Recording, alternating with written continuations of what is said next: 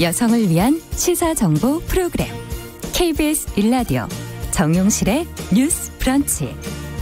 여러분의 의견을 기다립니다. 샵 9730으로 문자 보내주세요. 짧은 문자 50원, 긴 문자 100원이 부과됩니다. 네, 정용실의 뉴스 브런치는 항상 여러분들과 함께 만들어갑니다. 샵 9730으로 문자, KBS 콩으로도 의견 들으시면서 주실 수 있고요. 유튜브 라이브도 실시간 스트리밍 KBS 일라디오를 치시면은 언제든지 들으실 수 있습니다. 또 정용실의 뉴스 브런치를 유튜브에 치셔도 네이버 다음에도 계속 뉴스픽 코너는 저희가 올려놓고 있으니까요. 챙겨 들으시면 되겠습니다. 지금 벌써 김기채님, 방산월님, 한정수님, 황정현님, 2209번님 다들 들어와서 인사를 주시네요. 감사합니다. 자, 뉴스픽 시작하겠습니다. 오늘도 두 분 자리해 주셨습니다. 송문희 더 공감 여성정치연구 소장님 안녕하세요. 네, 안녕하세요. 네, 아니 휴일을 보내고 나셨는데 얼굴이 이렇게 안 좋으세요? 많이 다니셔서? 도로 위를 거의 뭐 한 하루 정도는 네. 보낸 것 같고. 길이 많이 밀렸죠 이번에. 길도 엄청 막히고 한 7시간 반씩 6시간씩 막 이렇게 다니니까 예, 가서 일도 많이 하고 많이 먹기도 하고 그러고 네. 왔습니다. 네. 전혜연 시사평론가는 그래도 다행히 어제 방송 같이 해주셔서 네.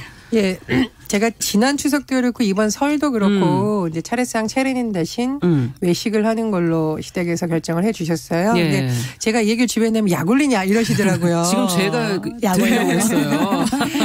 그래서 네. 왜냐하면 누군가는 상을 차리고 누군가는 먹고 이 작업이 사실 반복되는 게 여성분들한테 맞아요. 힘들 수가 있거든요. 그래서 온 가족이 그냥 다 같이 앉아서 똑같이 한번 먹는 것도 한번 시도해 보시면 좋을 것 같습니다. 장남이 결정을 해 주셔야 되는데. 그렇습니다. 알겠습니다. 오늘 그 얘기는 저희가 잠시 후에 시시한가에서 좀 자세히 풀어보도록 하고요. 자, 명절 연휴를 보내고 나면 항상 그 민심이 어떤지 그 향방을 좀 정치권에서는 가늠하게 되는데 설민심이 어느 정도 파악이 된 것 같아요. 보도가 나오는 걸 보니까. 근데 여야 판단이 전혀 다르더라고요. 어떻게 된 겁니까, 송 소장님? 뭐 이 설이나 이럴 때는 뭐 역에 나와서 우르르 나오셔갖고 막 90도로 인사하고 예. 길을 열고 하는데 이 설 민심에 대해서 좀 아전인수격으로 각 당이 얘기를 하고 있는 것 같아요. 다 그렇군요. 민생을 얘기를 하거든요. 공통 주제였는데 해석이 다 달라요.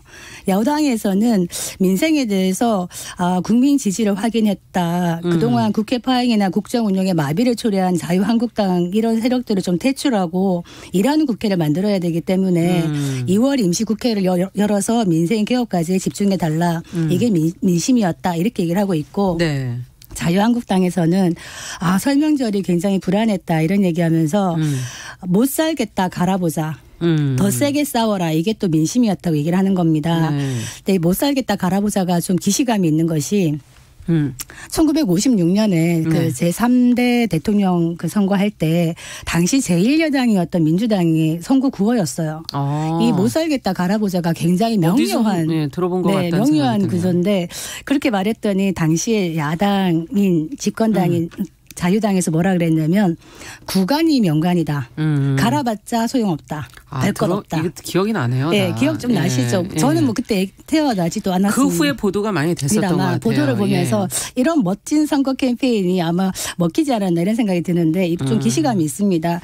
그래서 이런 부분에서 똑같은 민생이 어렵다는 얘기를 하면서 한편에서는 그것이 자유한국당이나 야당의 발목잡이였 탓이었다라고 얘기를 하고 있고 야당에서는 지금 정권 심판으로 총선을 가야 된다 이렇게 얘기를 각각 다르게 하고 있는 것이죠. 서로 인식이 다르면서 남 탓을 서로 하고 서로 있는 탓을 하고 서로만 있는 겁니다. 서로를 탓하고 네. 자기의 문제점을 지금 지적을 안 하고 있는데 인식이 왜 이렇게 다르다고 보십니까? 두 분이 냉정하게 좀 얘기를 해 주시죠. 아무래도 총선이 오래 있다 보니 여야가 모두 상대방에 대한 비판을 하고 있는 분위기입니다. 이제 선거에서 프레임 전략이라고 하죠. 낙인을 네. 딱 찍어서 이런 구도를 만들겠다는 방법인데 제가 조금 코믹한 사례 하나 소개를 해드릴게요. 예. 이제 모 국회의원이 재선을 하고 세 번째 3선에 도전하게 되는데 지역에서 재선 또 시켜주냐 3선까지 바꿔보자 이런 여론이 일었다고 네. 합니다.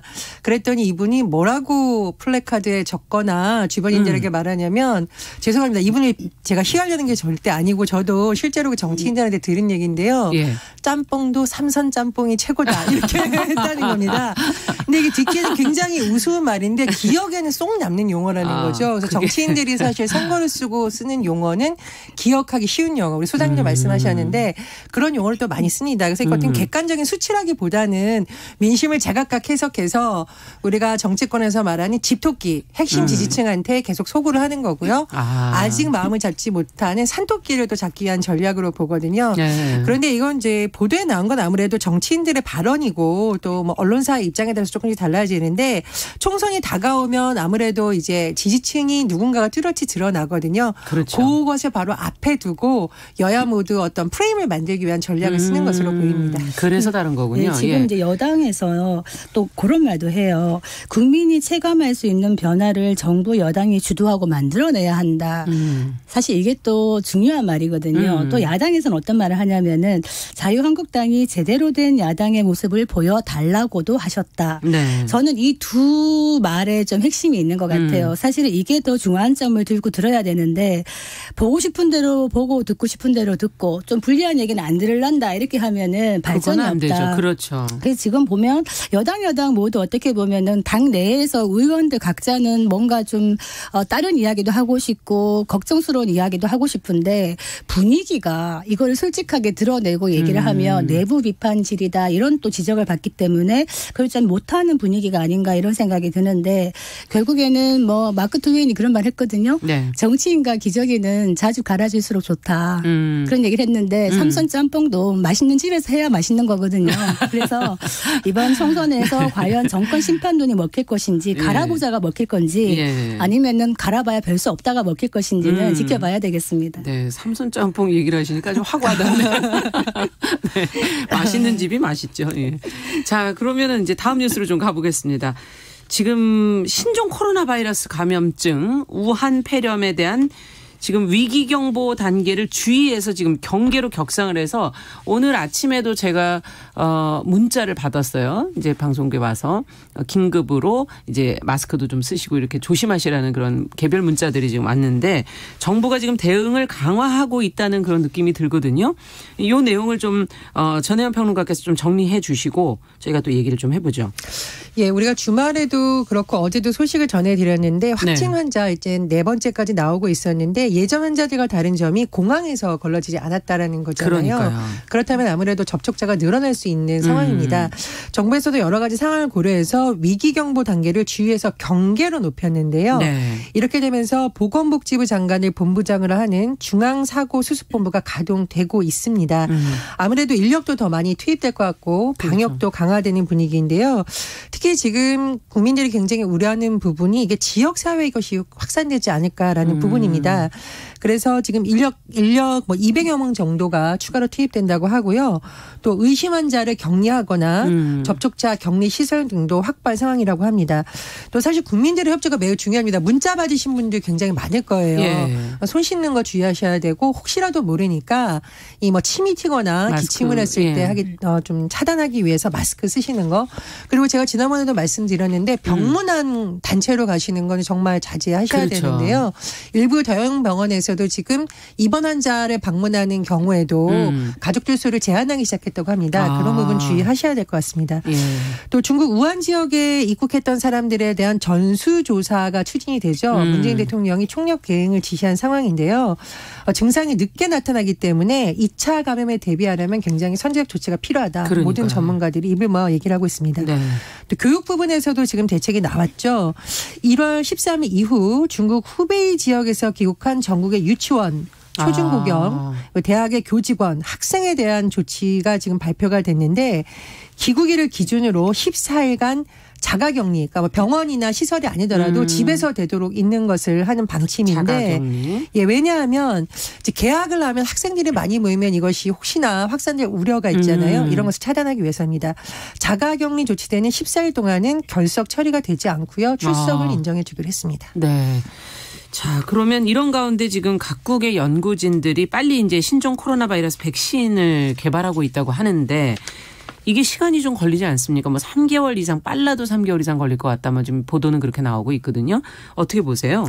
일단 중국 질병통제센터에서 신종 코로나 바이러스 종균을 분리 추출해서 네. 백신을 개발하는 것으로 지금 전해지고 있습니다. 뭐 확실한 소식은 차후에 또 전해지는 소식을 봐야 될 거고요.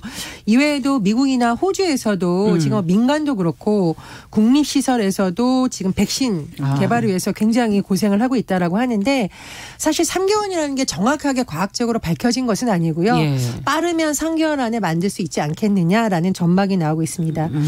2003년 이 사스의 대란이 일어났을 텐데 당시 미국 과학자들이 나서서 백신 처방을 개발하는데 20개월이 걸렸다고 합니다. 그래서 조금 그나마 다행이긴 하지만 확산 추세가 멈추고 통제 단계에 들어선 뒤였다고 하거든요. 그래서 어쨌든 좀 빨리 개발하기 위해서 지금 여러 가지 해외에 있는 민간, 공공부문 모든 연구기관들이 밤낮을 가리지 않고 연구에 매진하고 있다고 합니다. 청와대가 컨트롤 타워다. 그리고 필요시에는 군 시설, 의료 시설이나 뭐 이런 인력도 활용하겠다. 문재인 대통령이 이제 어제 발표를 했는데 저는 잘하는 조치라고 생각을 하지만 조금 이런 것들이 좀 더 빨랐으면 어떨까. 이를테면은 뭐 중국 우한 지역 입국자 전수조사라든가 중앙사고수습본부 가동이라든가 경고 단계 격상 이런 조치들이 사실은 바이러스는 시간과의 싸움이거든요. 바이러스는 국경도 없습니다. 그렇기 때문에 이 정말 시간이 중요한데 며칠 더 당겨서 이런 일들이 있었다면은 낫지 않겠나 이런 생각이 들고 이런 문제는 정말 과잉 대응이 넘칠 만큼의 과잉 대응이 좋다 이런 말씀 드리고 싶고요. 안전 안내 문자 너무 자주 와요. 계속 오고 있는데 국민들이 다 알고 있습니다. 마스크 착용, 손 씻기 알고 있는데 그렇죠. 이런 안내 문자 물론 뭐 필요는 하겠지만 과도한 안내 문자보다는 검역 활동에 더 충실했으면 좋겠습니다. 네. 저는 시민의식 굉장히 중요한 것 같습니다. 지금 일부 괴담 인터넷에 나돌고 있다고 하는데 이 괴담이 확산되면 일부 시민들이 조금만 증상이 보여도 응급실에 가거나 이런 상황이 발생할 수 있거든요. 그러면 실제로 응급진료가 필요한 환자들이 제대로 치료를 못 받을 가능성도 있고요. 맞아요. 여러 가지 또 지역 경제라든가 이렇게 타격을 입을 수 있습니다. 그래서 정부에서 발표하는 공식 정보라든가 아니면 정말 믿을 만한 정보를 유통하는 건 괜찮은데 확인되지 않은 사진을 유포하거나 이런 것도 시민들이 좀 조심하는 게 좋을 것 같습니다. 네, 저희 KBS 1TV에서도 뉴스와 그 외 정보 프로그램들에서 의학 프로그램들에서도 지금 신종 코로나 바이러스에 대한 증상이라든지 이런 것들 계속 안내해드리고 있으니까 좀 주의 깊게 들어보시면 좋지 않을까 하는 생각을 들고요. 자, 정용실의 뉴스브런치 송문희 더 공감 여성정치연구소장 전혜원 시사평론가와 함께 뉴스픽 진행하고 있습니다. 자, 이번 뉴스는 인플루언서들에게 뒷돈을 준 기업들이 처벌을 받게 됐다는 내용인데 어떤 문제 때문에 이렇게 된 건가요? 우리가 요새 인플루언서라는 얘기 많이 듣죠. 네. 그러니까 SNS에서 한 수십만 명에 달하는 팔로워를 구독자를 통해서 대중에게 영향력을 미치는 사람들을 인플루언서라고 하죠. 네. 그런데 이제 기업들이 보기에는 이런 인플루언서를 통해서 어떤 상품을 입소문 내는 바이럴 마케팅을 하는 것이 어떤 공식적인 상품의 광고보다 훨씬 효과가 있다라는 걸 알고 그렇게 많이 활용을 한다는 겁니다. 그런데 문제는 이게 광고 협찬이나 금품을 받고 광고한다는 걸 하지 않고 그냥 솔직한 사용 후기를 올리는 것처럼 해서 그 인플루언서의 말을 믿고 많은 사람들이 그 상품을 구매한다. 네. 그게 문제가 됐다는 거죠. 그래서 2017년부터 이제 인스타그램 인플루언서들의 사용 후기 게시물 한 4,200건 정도 되는데 그게 기업들로부터 대가를 받았으나 알리지 않은 기만 광고였다는 겁니다. 그리고 그 대가로 지급된 뭐 현금이나 제품이 한 11억 5,300만 원이 달했다. 그래서 공정거래위원회에서 이거에 대해서 시정명령과 과징금을 부과하기로 결정을 했는데 누구한테 하느냐? 인플루언서들한테 했을까요? 아닙니다. 그 광고를 요구하고 돈을 줬던 기업들에게 했습니다. 양쪽이 다 책임 있는 거 아닌가요? 얼핏 생각하면은 돈 받고 했는데 왜 인플루언서들은 안 그러네요. 하느냐. 예. 정작 대가를 받고 기만 광고를 게재했는데 법에 문제가 있는 겁니다. 지금 현행 표시광고법에 보면은 허위 과장 기만 광고의 제재 대상이 사업자로 정해져 있기 때문에 인플루언서는 사업자가 아니기 때문에 책임을 묻기 어렵다는 겁니다. 네. 그래서 여기에 대해서 지금 자유한국당 원유철 의원 등이 그 표시광고법 일부 개정안을 발의했는데 무엇이냐. 인터넷 유명인 즉 인플루언서라는 개념을 법에다가 포함을 해가지고 이 사람들이 금품을 받고 어떤 추천을 한다는 거를 알리지 않으면 1,000만 원 이하의 과태료를 부과한다는 입법을 발의한 상태입니다. 아, 입법 발의한 상태군요. 네네. 자, 말씀해 주신 그런 바이럴 마케팅 이제는 뭐 좀 많이 볼 수 있는 일이 아닌가 하는 생각이 드는데 앞서 말씀해 주신 것처럼 인플루언서들이 영향력이 커지는 만큼 그것이 내가 어떻게 협찬을 받은 거다 아니면 그 기업에 돈을 받아서 홍보하는 제품이다라는 걸 투명하게 좀 알려야 되는 거 아닌가. 이거를 투명성을 좀 높일 필요가 있을 것 같아요. 인터넷에서 굉장히 유행하는 단어가요. 내돈내산입니다. 내 돈 주고 내가 샀다. 즉 솔직하게 나는 의견을 쓴다라는 거거든요. 그러니까 뭐 TV 광고나 신문 광고도 있지만 이 유명한 파워 블로거라고 하죠. 이제 인플루언서들의 후기를 찾아보는 이유는 아, 이 사람이 정말 솔직하게 써줬겠구나. 이렇게 소비자들이 기대를 하는 심리가 있거든요. 네. 그러니까 어떻게 보면은 솔직하게 밝히는 것의 전제는 내돈내산. 대가를 받지 않았다라는 문화에서 사실은 인플루언서들의 영향력이 그렇죠. 커진 건데 지금은 거꾸로 가는 추세입니다. 저도 사실은 뭐 운동화라는 사람 사려고 해도 무슨 운동화 사용 후기 이런 거부터 찾아보거든요. 왜냐하면 이제 발에 신었을 때 아프지 않을까 이런 우려가 있는데 가끔 보면 유명 인플루언서들이 아주 멋있게 후기를 써놨어요. 좋은 점 나쁜 점. 그리고 아주 밑에 깨알 같은 글씨로 물품을 유상으로 받았습니다. 뭐 대가를 받았습니다. 아주 깨알같이 쓰는 경우가 있어요. 그래도 쓴 것만 해도 다행이네요. 그나마 쓴 것도 다행인데 안 쓴 경우도 많다라는 것이 문제가 제기되고 있는 건데 말씀해 주신 것처럼 어떤 법적인 제재도 뭐 중요합니다만 제가 생각하기에는 일종의 가이드라인을 만들어주는 것이 좋다고 생각을 하거든요. 왜냐하면 인플루언서들이 보통 개인 혼자서 활동하거나 뭐 그렇죠. 2-3명이 활동하는 경우가 있기 때문에 사업자 등록을 내지 않고 그냥 재미삼아 시작했다가 커지는 경우도 많습니다. 그렇다 보니 이런 어떤 사각지대에 놓이는 건데 공정위에서 가이드라인을 만든다는 얘기도 나오고 있는데 가이드라인을 만들어서 예를 들면 뭐 시작할 때 이런 문구를 게재해야 된다던가 네. 또는 뭐 표준계약서를 만들어서 우리 왜 과세 문제도 문제가 됐었잖아요. 그렇죠. 그런 부분에 대한 노력도 좀 필요하지 않을까 싶습니다. 그 지금 이제 식품 표시 광고법이라는 게 있는데 식품은 또 중요하지 않습니까? 건강에도 관련이 있기 때문에 거기에는 그 법에 의하면 인플루언서도 제재 대상에 포함되어 있어요. 그런데 나머지 것들에 대해서 그러면 뭔가 좀 문제가 있는 것 같으니까 인플루언서를 제재해야 되지 않겠냐라고 생각하기 쉽지만 선진국 같은 경우에도 인플루언서들에 대한 형벌이나 제재는 하지 않고 있습니다. 그냥 어떤 그 교육이나 이런 식으로 권고로 가고 있거든요. 네. 그래서 결국에 인플루언서라고 했을 때 그러면은 영향력 있는 유명인이 어느 정도까지가 인플루언서냐라는 기준에 또 문제가 있을 수가 있고 또 판단 기준을 대통령령에 위임한다 그러면 구체성이나 명확성의 원칙에 또 좀 저촉이 될 수가 있기 때문에 이런 법적인 거는 문제가 있습니다. 네. 저는 개인적으로 제가 좋아하는 배우가 어떤 선전을 광고를 하면요. 돈 받고 하는 거 뻔히 알면서 또 그걸 삽니다. 제 말씀은 뭐냐면 협찬 여부나 이런 거 뭐 광고 받은 거를 기재하더라도 오히려 솔직하게 투명하게 하는 것이 더 낫지 않겠나 이런 생각이 듭니다. 그렇죠. 저는 조금 다른 부분도 봐야 된다고 생각하는데요. 예를 들면 유아용품 같은 경우에는 식품이 아니지만 아이들이 그 물건을 만졌다가 손을 입에 넣잖아요. 그리고 그 유아용품도 실제로 입에 많이 넣습니다. 그럼요. 그래서 이런 부분 또 카시트 같은 경우에는 어린아이들의 안전과 직접적으로 연관이 되는 부분. 그래서 그렇죠. 저는 이 어린이 유아용품에 대한 후기나 뭐 인플루언서들의 글이 사실 인터넷에 굉장히 많거든요. 그래서 말씀해 주셨듯이 뭐 법적인 모든 걸로 처벌할 수는 없지만 적어도 어린이들의 안전과 관련된 부분에 대해서는 업계의 자정 노력이나 가이드라인을 만들어서 반드시 밝히는 부분은 어느 정도 필요하다고 봅니다. 네.